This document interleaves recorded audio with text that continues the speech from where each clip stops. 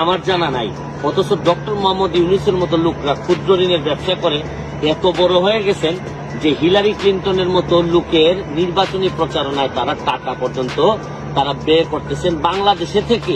বাংলাদেশের মানুষের টাকা উনি হিলারি ক্লিন্টনের এই নির্বাচনী প্রচারণায় দিচ্ছেন।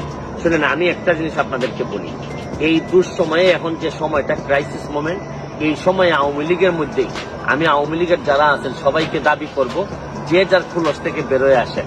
প্রতিবাদ করার সময় আছে, আমাদের যা যা আছে তার বিভিন্ন সময় আমরা বলবো, আমাদের দুর্নীতির বিরুদ্ধে যুদ্ধ চলতে থাকবে।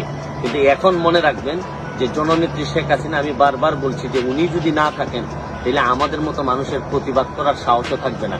কারণ উনি বঙ্গবন্ধু কন্যা বলেই আজকে আমাদের এরকম প্রতিবাদ করার সাহস আমরা পাচ্ছি।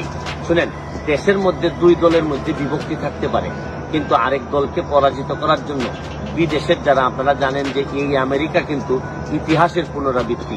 ৭১ সালের যুদ্ধের সময় আমেরিকা আমাদের বিরোধিতা করছে। এখন যখন বাংলাদেশ যখন অন্য লেভেলে চলে যাচ্ছে উন্নয়নের দিক থেকে, তখনও কিন্তু আমেরিকা আমাদের বিরোধিতা করতেছে।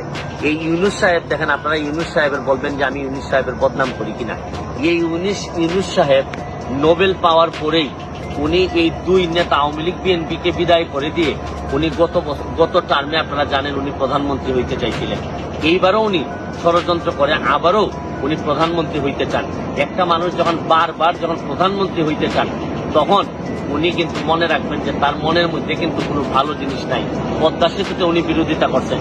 শুনেন, যাই করুক না কেন উনি বাংলাদেশের বিরোধিতা করতেছেন, এইটা বাংলাদেশের জন্য কোনো ভালো হবে না।